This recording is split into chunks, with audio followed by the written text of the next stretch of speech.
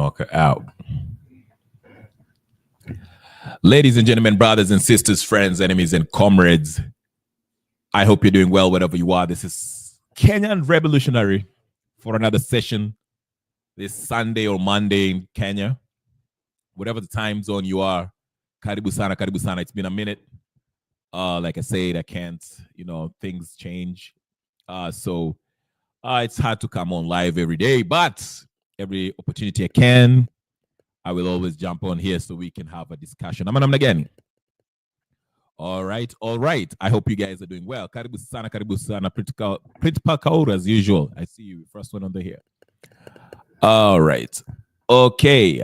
My microphone is okay now. Sometimes it gives me. But karibuni, without wasting anybody's time. I'm still. This microphone always does this. But karibuni. I hope you guys are doing well in this Christmas season, holiday season, whatever you are, whether you are celebrating Kwanzaa, happy Kwanzaa Day, happy, what is it? Hanukkah, happy Christmas, happy whatever, okay? I hope you're doing well, safe and sound with your loved ones. Today, we are going to address something. There's a lot going on in Kenyan politics, as you know, but I really want to help you focus on something that's been going on of late. A common theme that's been happening in Kenya is, if you look at what's, the presidential appointments, the new cabinet members, whether it's from the ODM side, the Kenya Kwanza side, or the Azimio side, okay? Remember when Hassan Joho and the gang, Ombetsa Oparanya, Mbadi, Opio and I joined the government, okay? That's when the stuff started. We started with all this stuff, okay, about what to Lakeside or whatever. The Luos are now in government, so whatever. And you could see this nonsense by these CSs like Opio and I, who was saying, and Kaluma, who was saying, the people of Mount Kenya they're saying the government now is bad because the Luos are in government. Of course, they're playing this game because Kenyans in general, not only the people of Mount Kenya, Kenyans in general were saying Ruto's government has failed even before the Opio and I appointments, okay? The Raila Odinga's experts joining the cabinet, okay? This was being said even before then. So it's a little bit lying. They're not being honest when they come out and say, that, these people are saying, these people who criticize the government are tribalist because they're not happy because the people of the Luo or Nyanza have been a lot, given some slots in the cabinet, in Ruto's government. No. Every Kenyan, including them who are now singing to the tune of Ruto, used to criticize Ruto, okay? Now, Ruto did not stop there. We know the meeting that happened in Ishaweri when he met the former president, who never was voted by Kenyan peoples. But anyway, Ruto met Kenyatta last week, part one, and everyone was trying to speculate on what they were talking about. But apparently, one of the things in the agenda must have been cabinet appointments from the Jubilee side, people who are affiliated with Uhuru Kenyatta. And shortly after that meeting, of course, they were telling us about this unity, Kenyan unity, and this bull nonsense. Okay, you know the deal. But eventually, we saw what came of what that meeting in Eshaweri produced. We saw the Kabogos and Mutahi Kagwe, and all these criminals that were involved in Uhuru Kenyatta's regime come back to make up this cabinet, Ruto's cabinet. Now, the political temperatures in Kenya has been ramped up, okay, especially the ethnicization of our politics have been ramped up another notch, okay? The people of Nyanza, let me not say the people of Nyanza. You know what? I want to be fair here. The so-called leaders, the influential figures who come from Nyanza now have started talking, hey, Ruto, whatever the case is. And on the other side, you can see some people on the other side are saying, oh, nyi sasa mmeanza kukasirika kwa sababu watu wa Mount Kenya, but the people, this is all distraction, as I've always said before. But anyway, before we get to this, ladies and gentlemen, brothers and sisters, friends and comrades, I do not want to waste your time. We shall delve to all this. First of all, if you haven't subscribed to this channel and this is your first time, you just bumped into this channel, please go ahead and like the video and subscribe to the channel so you can be part of the discussion. Be part of the discussion. Subscribe and put that notification bell on. Bang. Okay? So that you can get every time I come in live, you can always know that I'm here. Now when you join or chat like Pretty Pal Kaur is doing. I hope you're doing okay, Pretty Pal Kaur, and everybody else who's watching silently who is not saying anything behind the scene. Now, you see, as I say, the topic says, overly ethnicized current Kenyan politics may lead to mayhem. The current hashtag that I see a lot of people pushing on is for ICC. I think that's what it is. Basically, bringing back the crimes of William Samoei Ruto and his cohorts during the 2007-2008 post-election violence, the stuff that came out in Kiambaa. That is what is being pushed on. Now, you see, this is kind of to counter.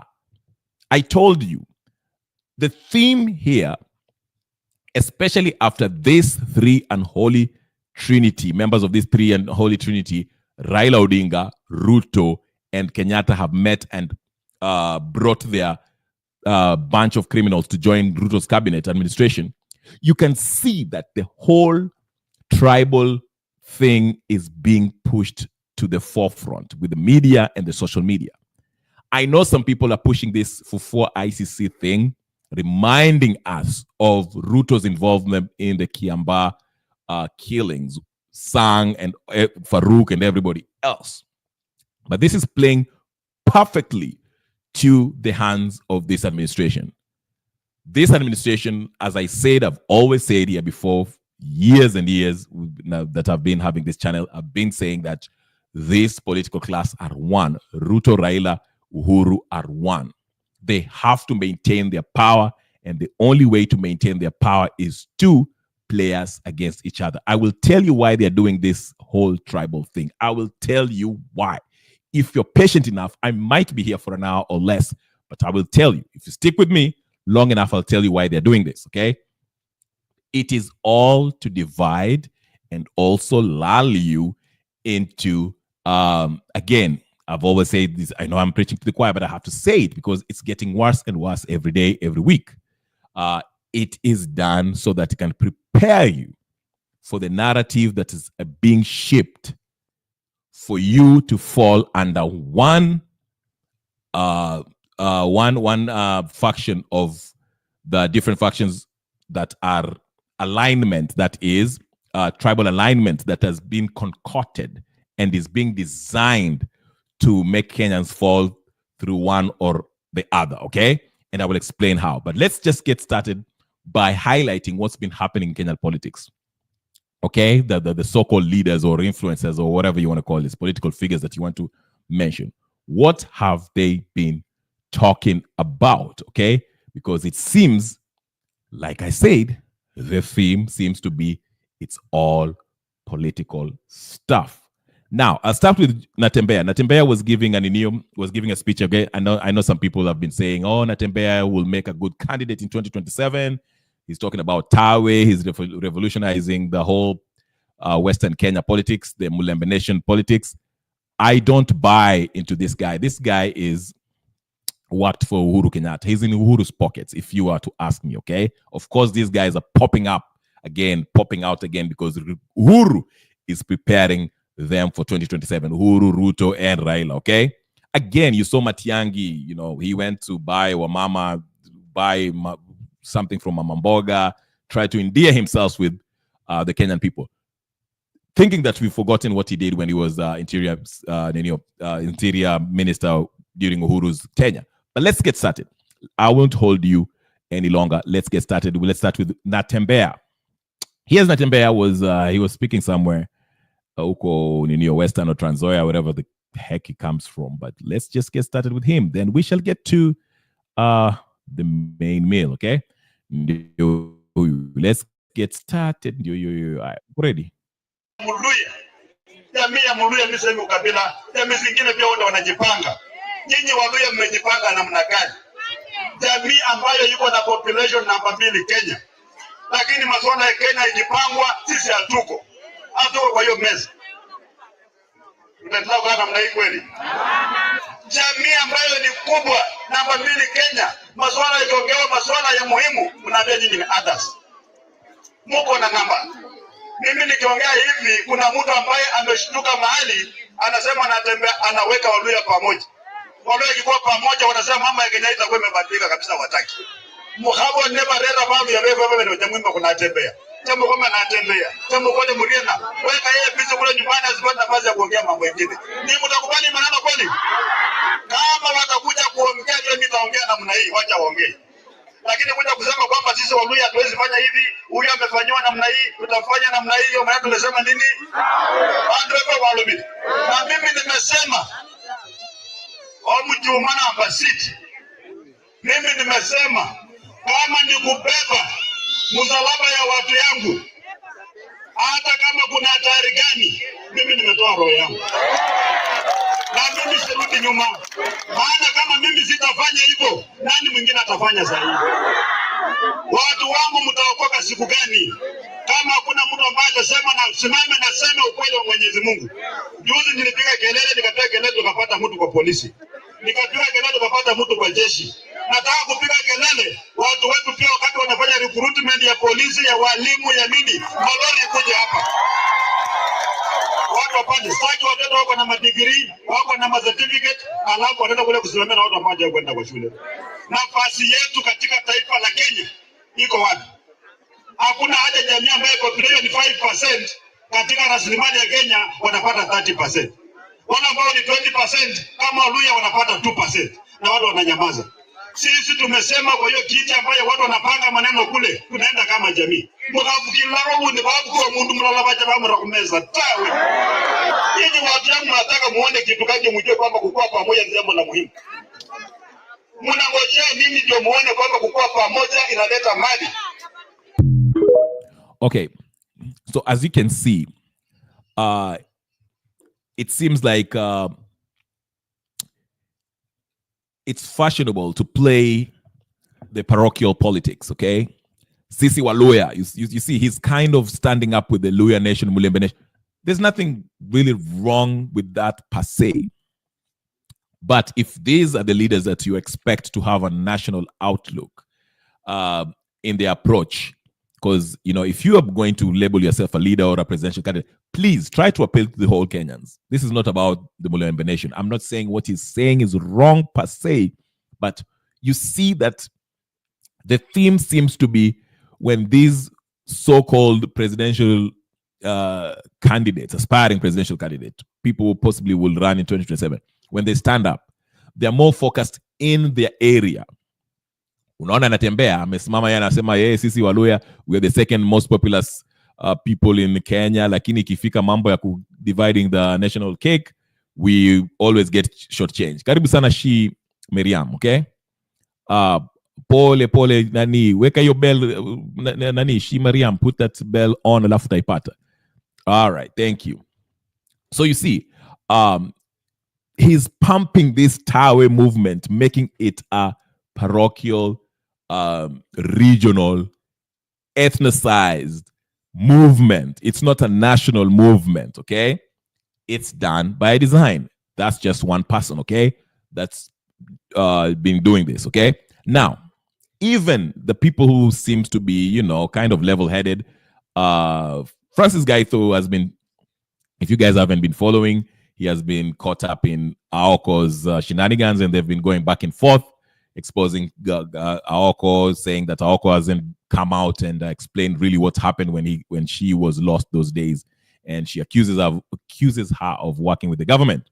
Okay, Aoko, of course, just you know, she replied with some epithets, and it wasn't nice. What the difference between these two, but here's what Francis Gaitho really posted about what is deemed as the difference between political difference that has been occurring or is occurring between the people of Mount Kenya and the people of the lakeside. And I was kind of disappointed because I thought Francis Gaito will know better. But hey, listen. Hold on. Let me just take that. Let me just share it with you so you can kind of see. I want you to understand the game that is being played here. So listen to these things with an open mind and understand what is going on. Ama namna gani? Usi, don't fall into the feelings of what people are saying. Jana president amemake appointments. Kibahatika nimekuja kugundua viongozi kutoka Luoland wanachukia Wakikuyu excessively. Juzi na jana president amemake appointments. Kibahatika kuwa Wakikuyu ni wengi kwa hizo appointments. Wamepiga kelele hadi kwa Kijaluo. Twitter, Facebook, Instagram. Wanapiga kelele kila mahali. Na watu wa Kijaluo, watu wa kutoka Luoland hawatuchukii hivi. Viongozi wanachukia Wakikuyu sana. Sisi tulijitolea 2022 kupatia Raila 1 million kutoka hapa Mount Kenya. And I'm regretting doing that. Kama baba ndiye angekuwa kwa uongozi, ikuwe hawa viongozi ndio ambao wana control State House, Wakikuyu tungekuwa kwa shida kubwa. Mnatuchukia chukibaya. Nimekuja kugundua viongozi kutoka Luoland wanachukia Wakikuyu excessively. Juzi na jana president amemake appointments. Kibahatika kuwa Wakikuyu ni wengi kwa hizo appointments. Wamepiga kelele hadi kwa Kijaluo. Twitter, Facebook, Instagram. Wanapiga kelele kila mahali. Na watu wa Kijaluo, watu wa kutoka Luoland hawatuchukii hivi. Viongozi wanachukia Wakikuyu sana. Sisi tulijitolea 2022 kupatia Raila 1 million kutoka hapa Mount Kenya. And I'm regretting doing that. Kama baba ndiye angekuwa kwa uongozi, ikuwe hawa viongozi ndio ambao wana control State House, Wakikuyu tungekuwa kwa shida kubwa. Mnatuchukia chukibaya. Nimekuja kugundua actually viongozi. This young man speaking, he makes a really good point. He says viongozi wa Lakeside wamechukia Mount Kenya kabisa. Ndio maana wanazungumza hivi, the Kalumas and all these people, because, and he's right, as controversial that statement might be, he's not saying the people of Wajaluo, the people hate Kikuyus. That's a lie. That's not what he's saying. He's saying the leaders, most leaders that come from Luoland are ODM affiliated, and they feel like they need to associate themselves with Raila Odinga. Of course, that's the Ayatollah of the terrorist group ODM, and they feel like in order to win the public, they have to demonize the people of Mount Kenya. Okay, to do waonekane kwamba ati, sometimes if you want to deflect from your achievement, if you know that you haven't achieved anything in your constituency as a leader, a governor, or MP, or whatever the case is, you try to deflect by doing what? Creating a common enemy, somebody who you can point at and tell the people, that's your enemy. That's the reason why you are unasumbuka. So these leaders from Luo Nyanza always point at the Mount Kenya, saying, oh, the Mount Kenya, there's always... But the people are not buying that, okay? Majority of Kenyans do not buy it. The same thing happens with watu wa Mlima. Their leaders of Mount Kenya, they try to, since wamejua they've not accomplished a lot for their people, instead of confronting the people and apologizing to the people and addressing the Neo, what do? They start saying, yule mganga, Raila Odinga, yule mganga, huyo mganga ameingia serikali akaabomoa serikali. Tulikuwa tunasikizana na Ruto alikuwa anaenda kutupatia pesa hapa tutengeneze barabara, lakini huyo mganga ameingia kwa serikali na akaharibu maneno. The way they were saying when Raila got into a handshake with Uhuru Kenyatta, the way they were saying when Raila got to the handshake with Ruto. So you can see the leaders from both sides, the Luo Nyanza and Mount Kenya, try to make it seem, paint this picture as if Luos and Kikuyus do not like each other. It's unfortunate. Again, And Atticus is correcting me by saying, please stop calling them representatives. They representative leaders, they work for us, not the other way around. Kenya Revolution, thank you very much for your correction, Atticus. They are not our representatives. Okay, I stand corrected. All right. I'm just using it for the sake of our viewers, but I really know what you mean. I know what you mean. They're definitely not our representatives. They are actually these people. They don't even work for us. They steal from us. This But on the same video, let me just like I was saying, Francis Gaito, whatever we say, speak it. Here's what he said. The glue, hold on, sorry. The glue that binds Luo politicians with close proximity to Raila Odinga together is hate for Kikuyus. That's very correct. The glue of these ODM leaders, they feel like they need to, in order to come, in order to be the Raila's favorite, they have to actually show some dislike for the Mount Kenya politicians or Mount Kenya people. They think that is what will help them be closer with Raila Odinga. But let's go ahead with what Gaito is saying. My God, Raila hates Kikuyus. I've said that severally. When I had the misfortune of interviewing the overgrown Kihi, he saw me last. Anyone Luo who came before me was attended to first. And you can see this hate through Gabriel Ogoda, Collins Bay at December, and Kenyan boy, and Kaluma, okay? Ni nini tuko nayo yenu tumlipe saa hii nyinyi maumbwa? And do you think we care about those shitty Ruto appointments? Unaona like our lives will change because Mutahi Kagwe has been appointed. Acheni uheo, bro. Ama we go lower. Semening where? So basically, you see, Francis Gaito is getting embroiled in this. Karibu sana KK. He's getting embroiled in this nonsense with what this ODM politicians or the Gabriel Ogodas or Kaloma, again, like I said, he's falling into the trap of playing this versus that, Luos versus Kikuyu. It is done by design. I want to ask you a question, you as somebody who's watching this. Don't you think it's no coincidence that since Raila Odinga had a handshake with Raila, since Ruto had a handshake with Raila Odinga, since Ruto had a handshake with Uhuru Kenyatta, you see there's hii mambo ya ukabila imezidi. It has gone to another, imeingia kwa degree nyingine. But wait, I'll tell you their plan. I'll tell you their plan in a minute. Just hang on. Naambia hiyo plan yao vile wanataka ku. It's a very simple plan. Taambia kwa nini vile hii plan itapangwa, okay? To divide you guys. So, like I said, to be fair to Francis Gaito, I'm reading this and he's going after the Luo Nyanza politicians who are very close to Raila Odinga, okay? He's not going against the Luo people, okay? Because as you already said, the glue that binds the Luo politicians, not the people, okay? So let's be fair to him.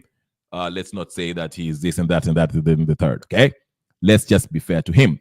But the regrettable thing about the whole thing is just he's getting embroiled or letting himself be affected by the Gabriel Ogodas, and he's kind of playing to their hands. Now, there's something else. I've shown you two things, okay? Yes, like Chief Niggas is saying, I'm really, really disappointed to see how some people are falling for this Luo versus Kikuyu sideshow. Those new CS appointments weren't even about Luos. They were meant to split the gamer communities. I'll get to that. Okay. Atticus is saying Gaito is another idiot. Like I say, to be fair to him, he mentioned the Luo politicians. He never say the Luo people. And again, like I said, there's some truth to that, okay? Most of these Luo politicians, especially ODM affiliated, they're nominated or they're given the direct ticket. They owe everything to Raila Odinga. And they feel like in order to be closer to Raila Odinga, so that you can be the people's favorite, people can associate your popularity with Raila's, you have to go and demonize the people from Mount Kenya. The same thing, Mount Kenya, like you had the Mount Kenya people, most of them who, politicians, not the people, but the politicians, when they have nothing to say, they feel they have, they have shortchanged their people, their constituency. What do they say? Yule mganga. It's another way of saying, wale watu wa ninio, okay? That's how they, right. So again, yeah. Only the young Kenyans have a chance. The rest are tribal bigots. Yes. All right. So I don't like hypocrites. Gaito is no different from a person he's accusing of hating. All right. I don't know what to say. I would give him a benefit of doubt, but whatever. Whatever. But anyway, so what I'm saying is this. You see this theme. Again, I'm not showing you these clips in order to get your kukukasirisha. You understand? I'm trying to show you that there's a theme. It's a deep, ethnicized political divide that is being sold to us. It's been amsha yo kabila. Do we have a tribal politics again? Absolutely. There's nothing wrong with people representing them. I mean, advocating for change for their own people or whatever, their tribe. There's nothing wrong with that. But what I'm trying to say is this: ile ukabila inaletwa kwa politics, it's meant to divide. They're trying to do it in a sneaky way, but you can understand what is happening if you look at it. Now, there's, like I said, there's a hashtag that's going around for ICC. Now, this is directed to Kenya. Do Kenya Kwanza and the president. Oscar Sudi, Sang, and Farouk. I'll show you. They are wanajaribu kuleta ile mambo. And there's a reason why they're doing that. I'll go to it right now.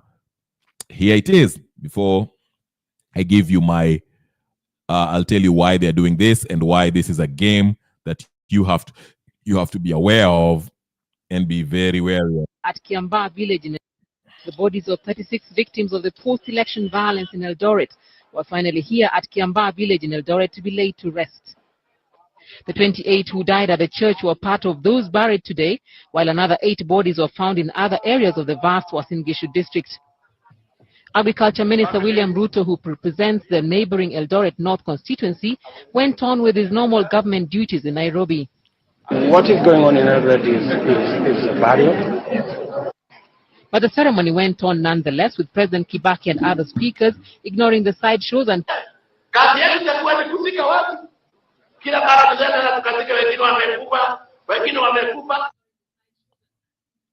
okay. Now,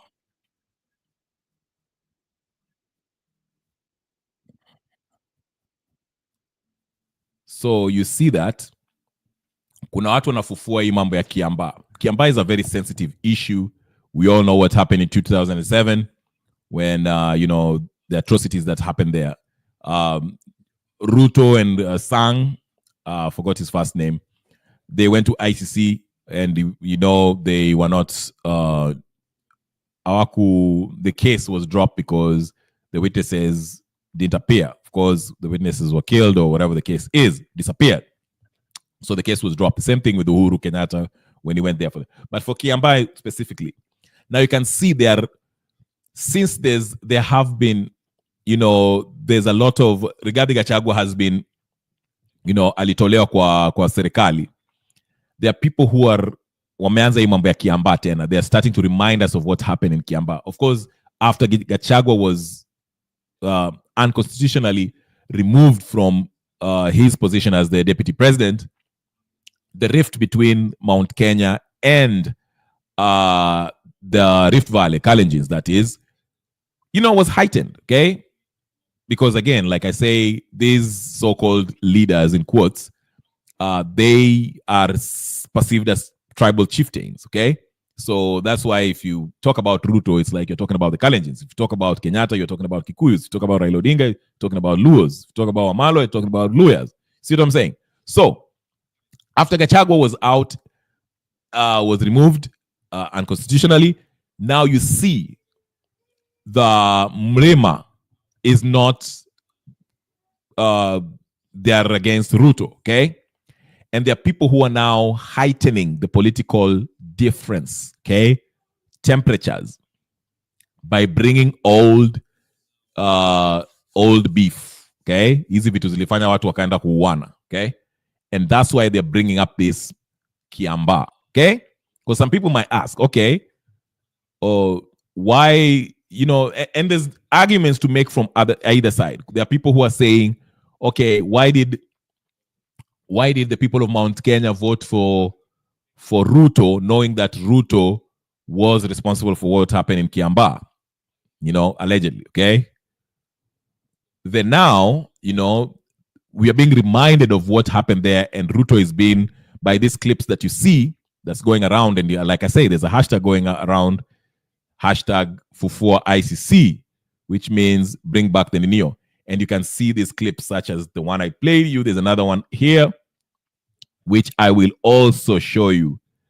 I'm showing you this thing so you can be aware and have a mindset where you can unaweza kuangalia the intentions of what's happening in Kenyan politics. But because ukiingia na my emotions, you'll be caught up in it. Nasikia? So I want you to be mature enough to understand what's happening here. This is done by design. And be wary of people who are... People are bound to fight.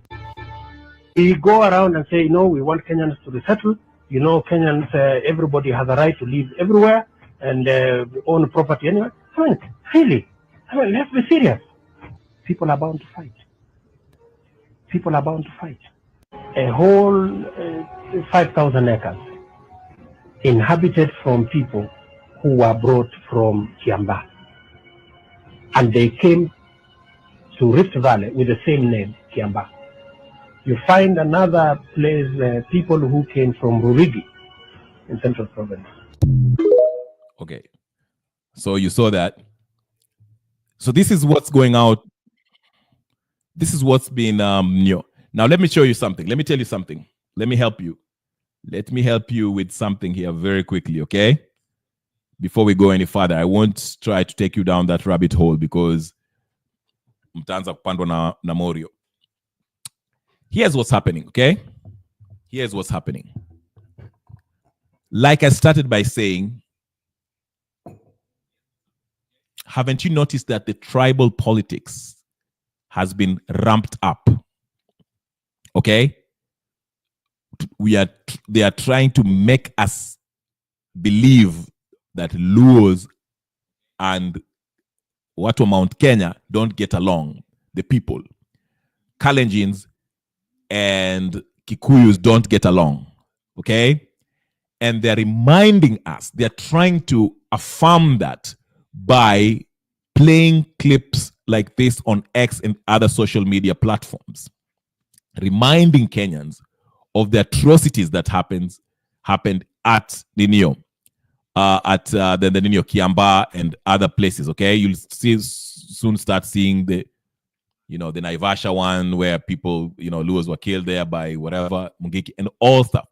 Do you know why this is happening? This is because this political class, check this out. Check this out. Listen to me carefully, and this is what's going to happen. Check this out.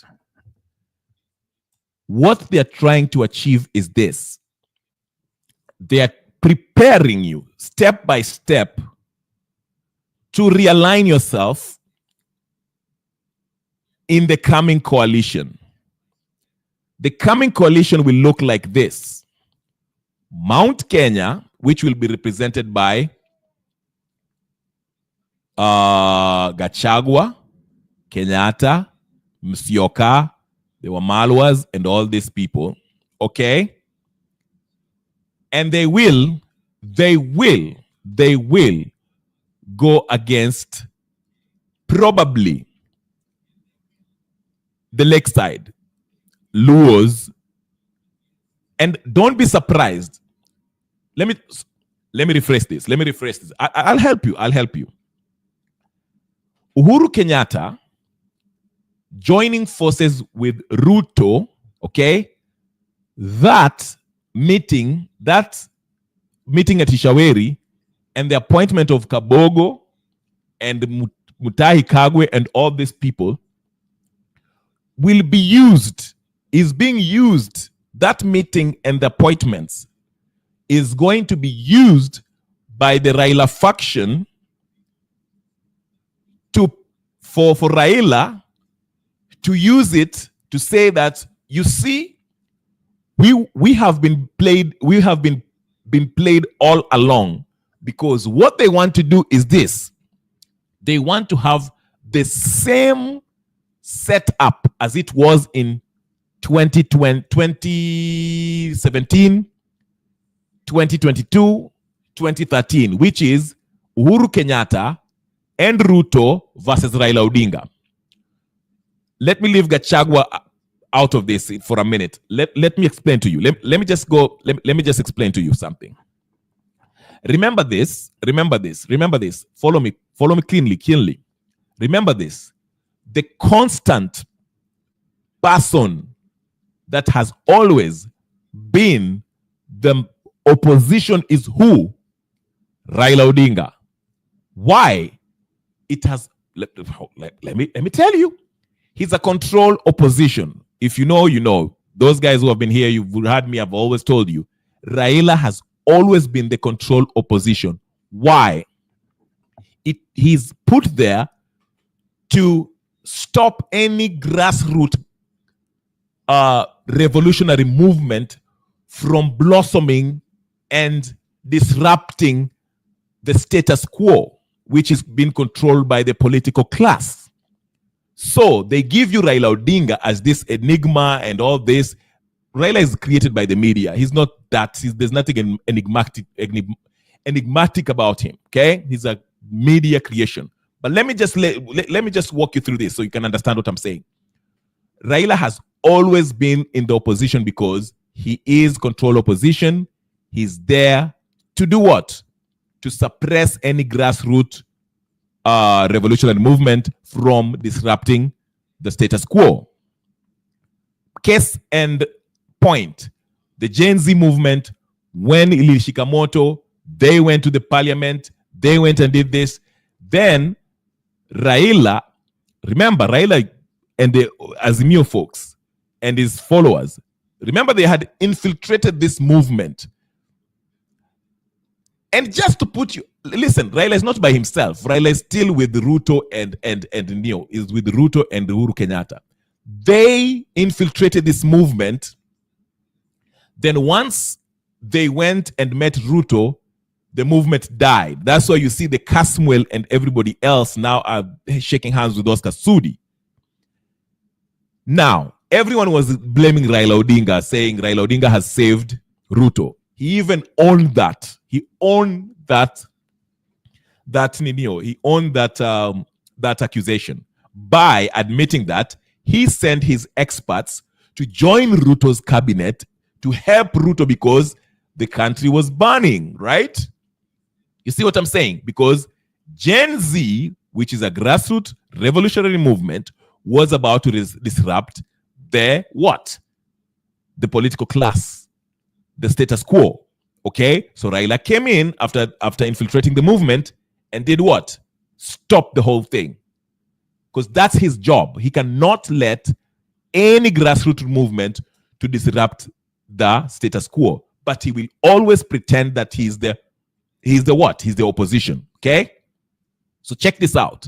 This is where I'm going with this.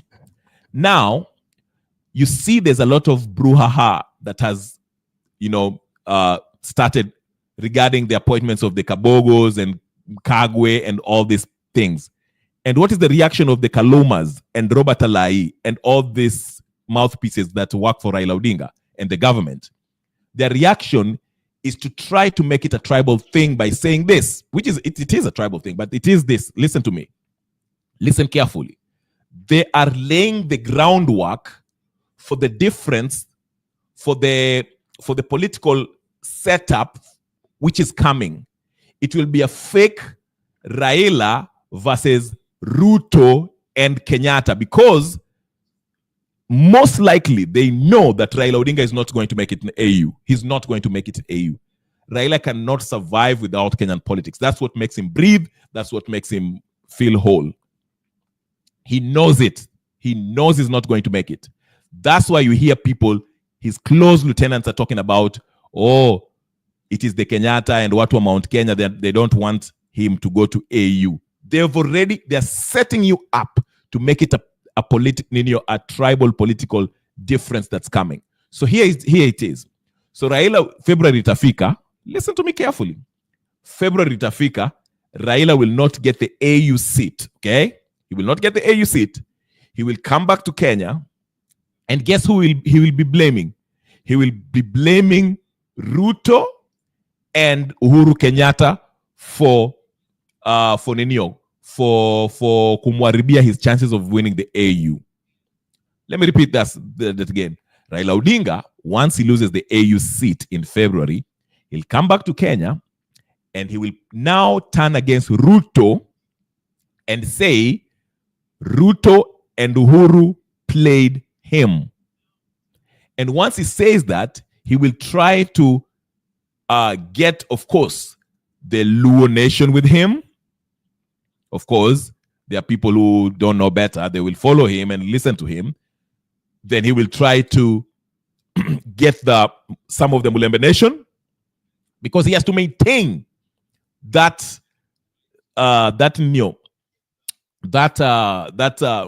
opposition position. Okay, so he will blame Ruto for his failure to the AUC, and he will even say, because you can hear them say hata walichezwa in 2022, saying that Kenyatta did not help them. So what he'll do is this: after he comes back, because that's how he will kind of get some credence from people who don't know better. Watu watasema, enyewe baba alichezwa 2022. Baba alichezwa 2022.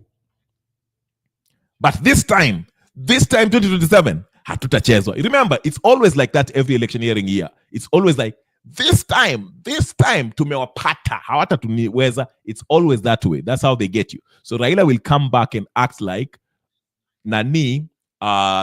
Ruto and Kenyatta conspired to have him fail in AU. Okay? And he will come back and start opposing the government. And meanwhile, Kenyatta will move close to Ruto. They'll start working together, which they are already, okay? But right now they all watasema, yes, you need, because Kenyatta will start. You know what Kenyatta's position will be? Kenyatta will say, okay, this is how he's going to play it. Kenyatta will say, I'm trying to bring peace between the Mount Mlima people and the Rift Valley people, because historically we've had bad blood. We remember about post-election violence. So for the sake of peace, because Mlima does not want Kasongo, Mlima does not like Ruto, Kenyatta will come in and pretend to be the Mudamaki. He is the Mudamaki, by the way. I don't know how many people recognize him as that, but he will be acting as the leader of the Mount Kenya that will bring the people of the mountain, calm down the people of the mountain, not to go against Kasongo, because Kasongo has stood with him. But yule mganga wa Nuksi ndio anakujanga hapa kuharibu maneno. That's how they're going to play it, because they want to have the same realignment. Ndio tukifika 27, it will be between Ruto and Raila Odinga in 2027. That is what they want. Hao wakina sijui Tawe, hao wakina sijui Matiangi, hao sijui wakina, they'll fall in their places.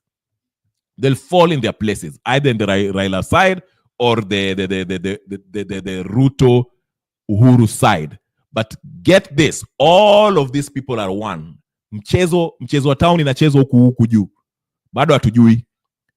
That's why for now you see wameanza kuweka ile seed ya ukabila, because just remember 2013, how was the elections before we got there? Si tulikuwa ilikuanga hiyo ninio Kalenjins and Kikuyus, 2017 ilikuwa aje? Si Kalenjins and Kikuyu versus Raila Odinga and the rest and others. Si ndio? That is no. Think a little bit. Think. 2000, Hata tuanze tu, let's start with 2007, unfortunately. Tuanze na 2007. What was the news? And it was 41 versus 1 or something like that, okay? It was the new, what were Mount Kenya versus everybody else, right? Aya, tuingie 2013, what was it? Ilikuwa watu wa Rift Valley na Mount Kenya versus Raila Odinga. Na watu wake, whoever was supporting Raila Odinga, right? That was 2013, sindio? Aya, 2017, what was it? It was Raila Odinga and Ruto versus Uhuru, Ruto versus Raila Odinga. The constant being Raila Odinga. The opposition, the perceived opposition who anaingianga handshake. And his reason for handshake is always the same. Without this handshake, Kenya ingechomeka. 2022. Watch what happens in 2022. Watch what happens in 2022. We are told Uhuru was supporting Raila Odinga, sindio? But guess what? I've been asking here, and I always tell you.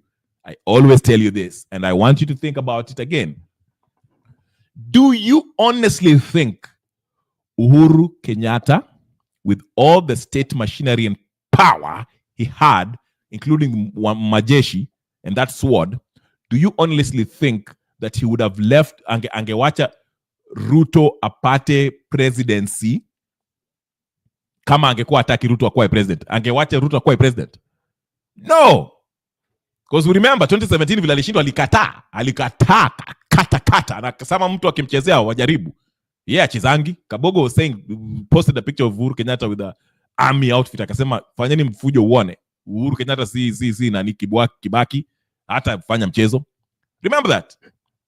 So do you think with all the power that Uhuru had, the state machinery, how did Nani lose Raila Odinga? No, it was all a concocted game. And they're not fooling. Some of you might think that Raila alichezwa. Raila hakuchezwa. Raila is part of the mchezo wa town. He's part of it. But that's how he will play it. Atajifanya alichezwa. Why? So that you feel sympathy for him and believe that he'll also be he'll still be the head of the opposition, the legit opposition person who have stood up for Kenya since sijui ngapi. Stood up with Moi. Ndio 2027 muanze mumrudie tena. Alafu 2027 tena atashindwa, alafu aingie kwa handshake, alafu tena. You see what I'm saying? So wameanza kazi yao sahi. Ndio ikuwa the same thing it was in 2022. Because remember, despite Uhuru Kenyatta saying that he was supporting Raila Odinga, he never hakuenda ku campaign huko Mount Kenya sema ati mzendi ametosha. Hata hakuleta Uhuru nani huko. Because he knows. And he didn't do that because ati the mountain did not accept Raila Odinga. It is because already Raila was playing his part. And Kenyatta knew that the mountain hawataki Raila, and he will be silent about that. He'll play it smart. This is a game that has been ni mchezo wa town. That's why you see they are meeting together. Unasikia ati sasa they are uniting. How are you uniting Kenya? By bringing Ruto, Uhuru, and Ruto. I mean Ruto, Uhuru na Raila. Raila, those are three individuals. Those are not Kenyans. Those are three individuals. You're not inviting. Who's representing wa Somali? Huh? Or the Rendile or whatever the case is. Munanielewa? Mnashika? Sijui kama mnashika. I don't know kama mnashika. They are positioning Raila Odinga for 2027. Because Raila Odinga amejua AU haendi. Lakini wanaanza kusema ati Raila anachezwa. So Raila akirudi, the narrative already imeshawekwa ati alichezwa 2022. And he will come back again and he'll say, hey, this time, liwe liwalo. You understand? But these three wanawacheza ni mchezo. Unfortunately, wengi wetu tutaweka siasa kwa roho na tutaenda kujiua, na utaanza kuchukia ndugu yako ambao ni Mkikuyu, utaanza kuchukia ndugu yako ambao ni Mjaluo, utaanza kuchukia ndugu yako ambao ni Mkalenji. They know. That's why you see hao vile wakina Kabogo wamewekwa kwa nini cabinet, unasikia wakina Kalomo wanaanza kulia. Why do you think wanaanza kulia? Because they know by February Raila kishashindwa kwa hiyo AU seat, utasikia ati Raila amekosana na Ruto, alafu utasikia Ruto amefuta wakina nani, wakina Mbadi na hao wajinga wengine wakina Joho, na wakishafutwa kazi watarudi opposition, alafu wajifanye sasa hao ndio official opposition tena, ndio you come sympathize with them, alafu watawaambia ati unaona it was a long con game. Ruto na Kenyatta walituchezea 2022, they played me. But they want to bring back Raila to the position that he has been playing for years, which is the official opposition, controlled opposition. Wamweke hapo, wamweke control opposition, arudi tena akae hapo, kwa sababu election zote ambazo tumeshazipitia for the past 20 years, Raila is always the official opposition, and they want to maintain that. Lakini ngoja hii AU, mnadanganywa. AU they know, unafikiria wajui? Wamejua huyu jamaa aendi mahali, he's not going to anywhere. Karibu Jepsi Corner. Listen to me carefully, musikie, ni game inachezwa. But between now until February, and even after February, watch how this siasa ukabila itazidi. My friend, ukabila itapanda 200% more. Ukabila, check this out, check it. Ngoja mtangoja. Umeona wameanza kuleta mambo ya Kiambaa, sijui nini, Kiambaa, alafu Mount Kenya itakasirika, alafu utaona Kenyatta tapoesha kitu. Listen. Listen to me. Listen to me, all you people of little faith. Gachagua, with one phone call, Gachagua atawacha hizo matata zake, anaanza ati sijui nilitolewa sijui hapa, nilitolewa sijui huku. You know how that can end? Ruto si Ruto, nani? Kenyatta will call Gachagua kwa ofisi yake Ichaweri. Remember Gachagua was a personal assistant of Kenyatta. Hii pesa yake kidogo nafikiri ni atashtua nao mtu hapa yeye.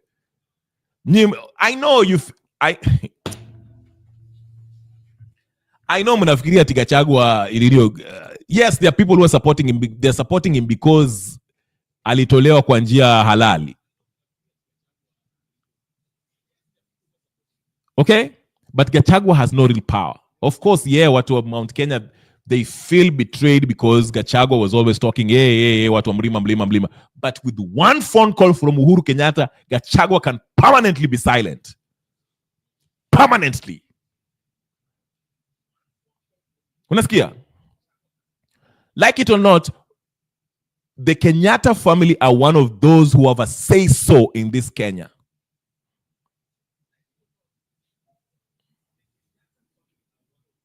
So if they want kunyamaza, atanyamaza immediately.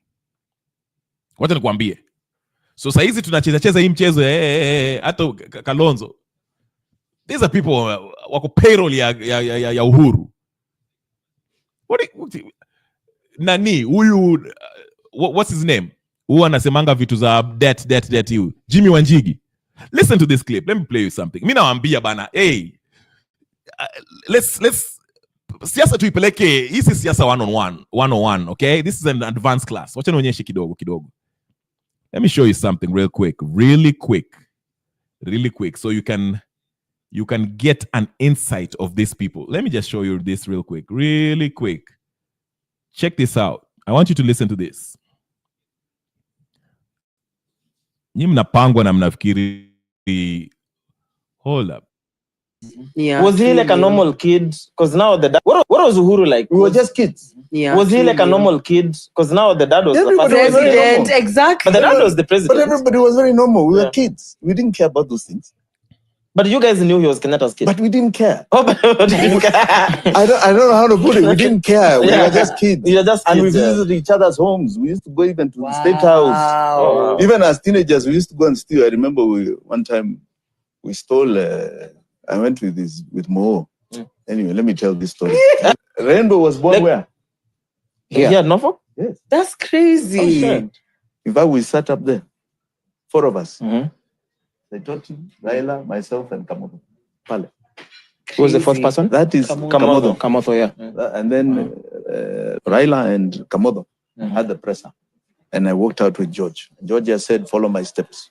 Read my lips. Watch my steps. Okay? Okay. That was where they announced. The Rainbow Alliance. Rainbow Alliance. Yeah. Oh, we're children. So we this, were. this we- is we were significant. such We are here babies. for a reason. You know, as we're complaining, now we can talk. Eh? Yeah. You don't know how far we've come. An MP could not address Wananchi even in a baraza without a letter from the chief or the OCS. No, nakwambia. Mm. Address his own people.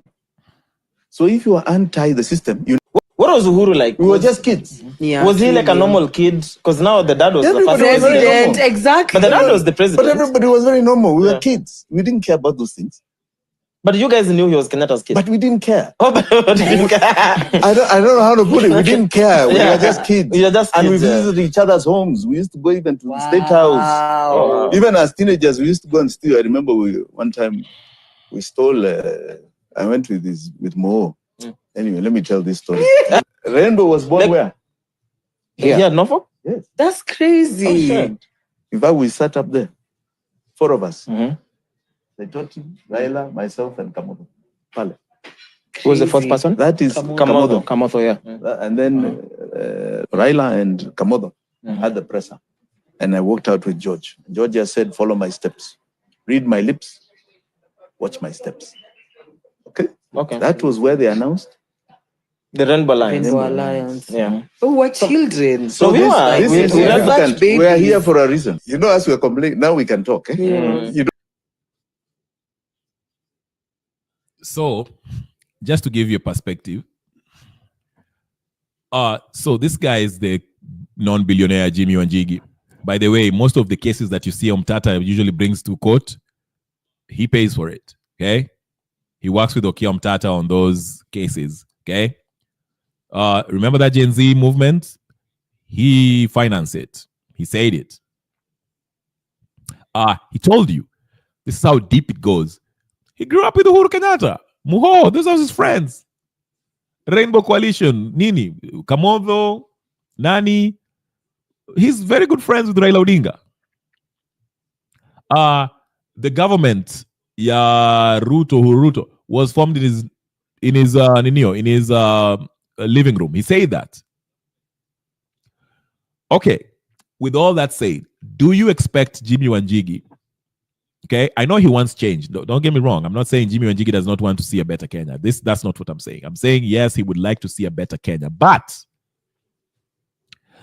do you really expect Jimmy Wanjigi wants the kind of change that you want?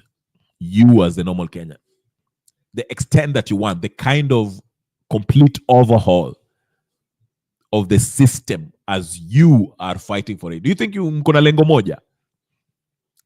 Because remember, he is the beneficiary of the current system. He wants to be president. He hasn't been quiet about that. You see who he grew up with, who he's rubbing shoulders with. I made a video about that raid that happened to his house. Nilikuambia the reaction, how it was. Did you see that? And watu wana sponsor Okiya Mtata. These are the people who are rubbing shoulders with Okiya Mtata wanapeleka kesi na Okiya Mtata. These are the people who we are looking at as our what they will help us get this revolution that we are looking for.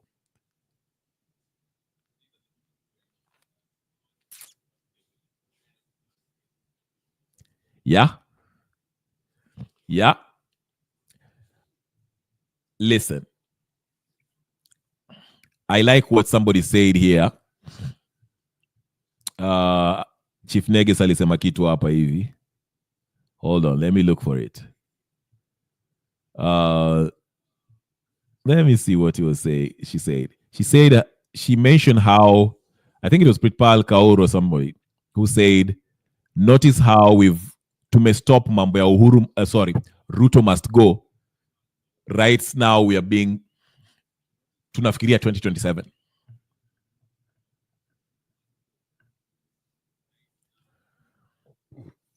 Jimmy is a scion of the Jomo Kenyatta old guards. He's part and parcel of the system. His dad was even involved in the redistribution of land after 1963. Thank you, Pritpal Kaur, for that.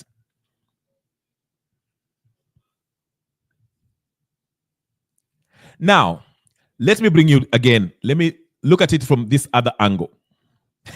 Remember when I told you guys that Ruto's administration is a continuation of Uhuru Kenyatta's administration? Remember that?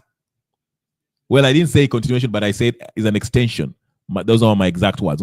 Remember when I go on Ambiati, Ruto's administration is an extension or continuation of Uhuru Kenyatta's administration. I'm not saying that Uhuru Kenyatta is in charge of what's happening right now. That's not what I'm saying. Understand what I'm trying to say. The agenda is the same. Ruto is just continuing what Kenyatta was doing. Now, like I always say, the variation comes in the extent in which Ruto is doing it, but it's still the same. I mean, listen, during Ruto Kenyatta, was there Ugandans coming and shooting down protesters? Yes. Was there corruption? Yes. Was there tanking? Was economy tanking? Yes. Was there extrajudicial killing? Yes. Was there constitution ilikuwa na court orders were being disobeyed? Yes. Was there kidnappings? Yes. Was there a handshake? Yes. Notice the people who have been brought to the cabinet. Notice. Go look at them. There's nothing changed. Nothing has changed. Hao watu are the same. Wako club moja. Raila, Ruto, Uhuru, the club moja. Kila mtu akona function yake. Wewe Raila kaa hapo kama mtu wa opposition. Wewe Ruto endelea na serikali ambayo we know it's not in hiyo. Uhuru weka background hapo. Kama do inatakikana tutaendelea. Wewe uko na connection ya the British. Wewe mwanzo ndio unaongea na British vile wakuambia kitu ya kufanya. Lakini hao wananchi wakianza kulialia sana, tutawabumburusha na mambo ya ukabila hapa. Wewe tutakuita mganga. Wewe tutakukumbusha vile uliwa watu kiambao hapa ndio tuwachanganye waanze kukasirikana, waanze kutuangalia sijui hapa, waanze kwa let them not focus on us, let them focus on their neighbors. Ndio sasa wewe ukikaa hapo sasa, unaona? Wale wa Kalenjin walituua huko Kiambaa. Unaona? Kale kama mganga. Alafu na wale watu waninio watu wa Lakeside. Wale wa Kikuyu wale. Hao ndio sasa wanajifanya ati sijui Kenya ni yao, sijui nini Mount Kenya kitu gani? Kalenjin. That is what they want you to do. That is what they want you to do. That is the agenda. Hiyo ndio agenda.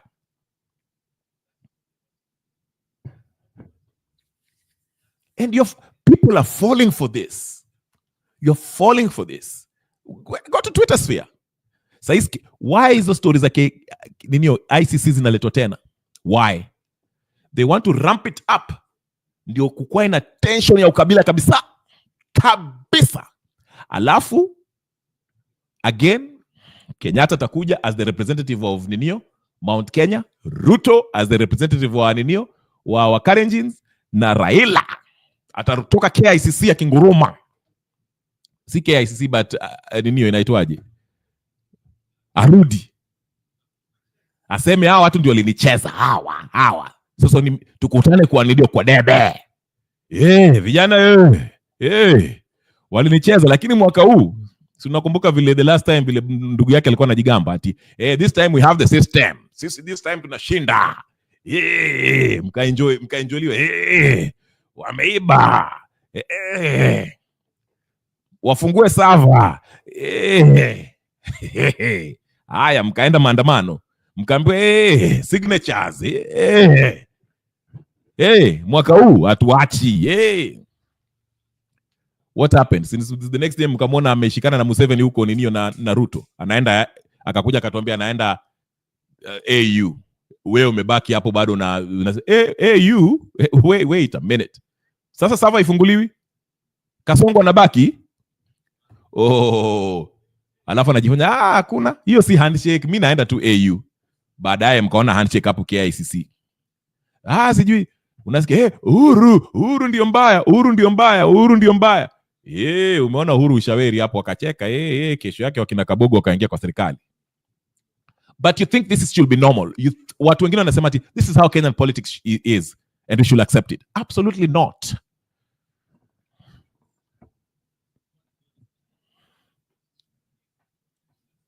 In summation, I'm trying to say this. This is what I'm trying to say. They are preparing you for Uhuru Kenyatta, Ruto. Ruto is not, Uhuru is not going to be running. His function will to bring back the so-called the people of Mount Kenya, he is the Mudamaki. Okay? His function will to, the perception will be Uhuru Kenyatta ataleta watu wa Mount Kenya back to Ruto. Mnanisikia vizuri? Wacha nirudie. The function of Uhuru Kenyatta in his post-presidency will to bring back watu wa Murima back to Ruto. Alafu Raila Odinga kishashindwa huko na Yusuf huko AU. Atarudi ajifanya alichezwa na Ruto na Kenyatta. Alafu aseme wacha nakimbia tena ndio ni to deal na watu kwa sababu walinicheza. Na sisi na nyinyi mtarukia mtasema ndio baba ulichezwa tukakuamini, we didn't see it. Wacha tukuamini tukupigie tena. Alafu mizozo itakuja 2027. Mizozo sijui rigging sijui nini mchanganyiko. Another handshake.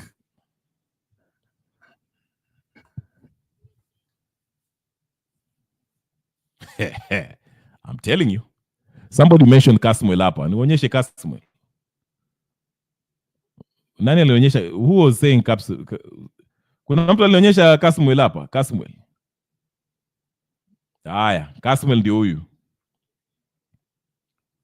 Chali, tufungueni macho. Kenyans, fungueni macho. Mnakumbuka huyu kijana vile alikuwa anaimba vizuri?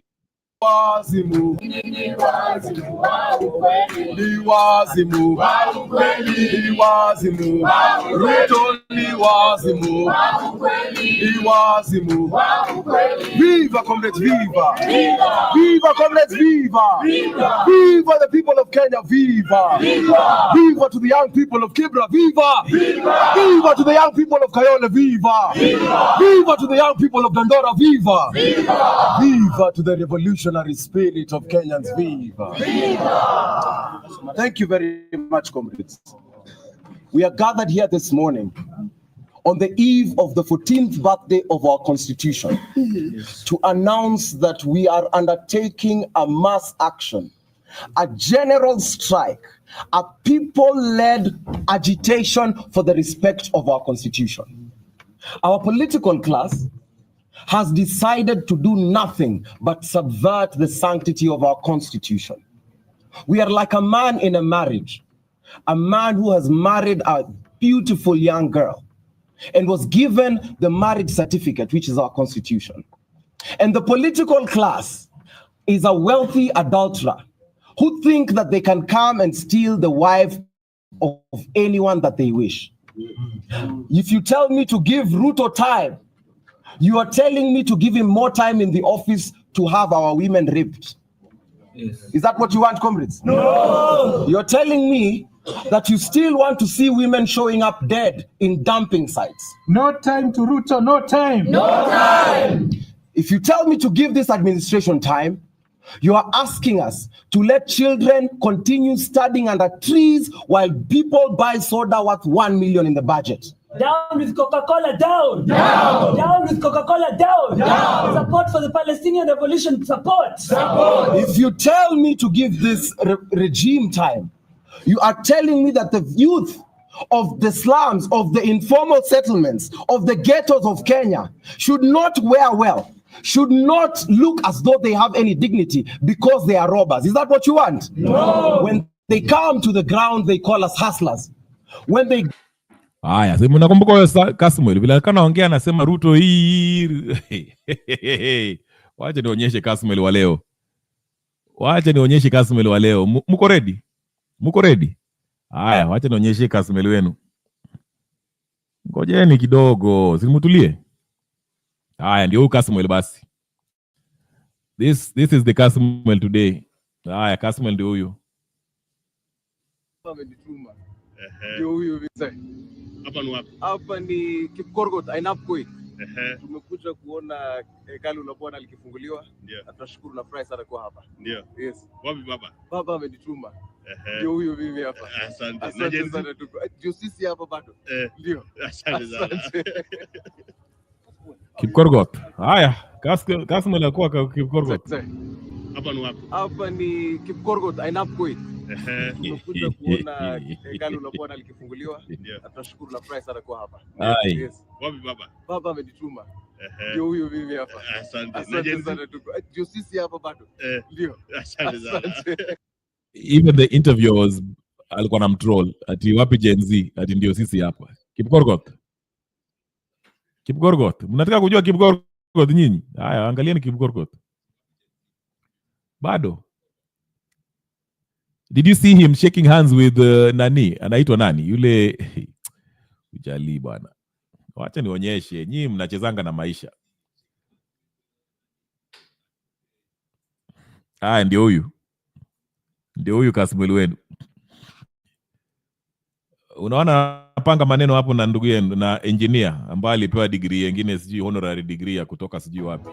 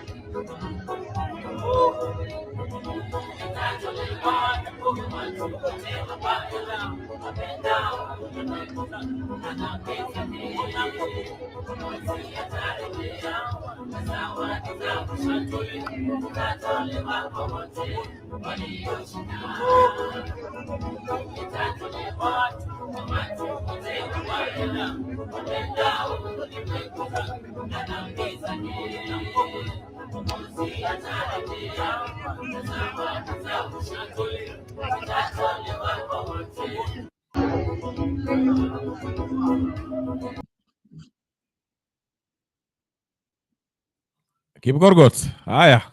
Watu wa Kipkorgot ndio hao. Huyo ndio walikuwa nasema ninio. I won't get into the ninio. Huyo ndio alikuwa Gen Z. Yeye ndiye alikuwa anasema siji Ruto ni nini. Yeah? Ladies and gentlemen, brothers and sisters. Yeah? Haya. Corrupt COVID-19 billionaires to the butcher of Sugoi William Ruto. Nothing will save you. Not a retired dying president. Not skunks like Mbadi. Not corrupt COVID-19 billionaires like Kagwe. Not drug dealers like Hassan Joho and Kabogo. Not corrupt leaders like Lee Kinyanjui. Not a retired conman called Raila Odinga, not surrogates and illiterates like Farouk Kibet and Oscar Sudi, not the likes of useless idiots called MPigs will save you. Kenyans have said no. No to corruption. No to incompetency. No to mass abductions. No to illegitimacy. William Samoei Ruto, you either resign or we will topple you up altogether. Viva! Yeah. So you see, I like what Attica say that to topple the government or remove this government, it will be not easy because there's a lot of people that are involved with the government indirectly. Pia wanajifanya ni revolutionary huko ndani kama kina Kasman. But Kasman, we should have known that. Nani anaendanga maandamano kama amevaa suti hivi? I mean, from day one, come on.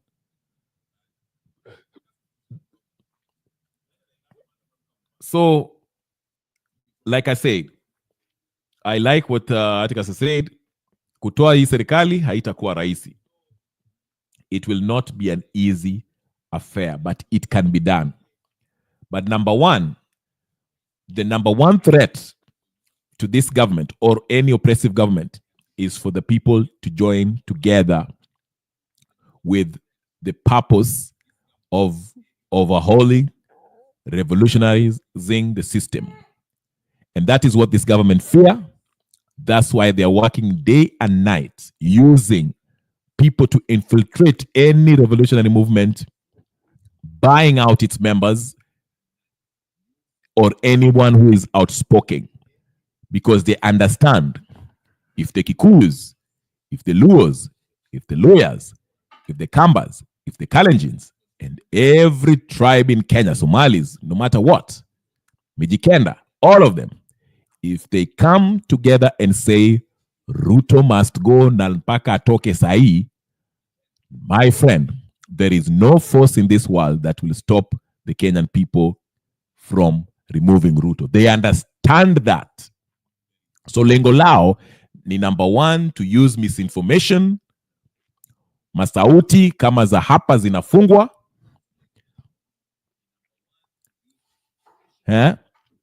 Na infiltrators kama wakina Kasmuel, Morara na wengineo wakina Hanifa wanatumiwa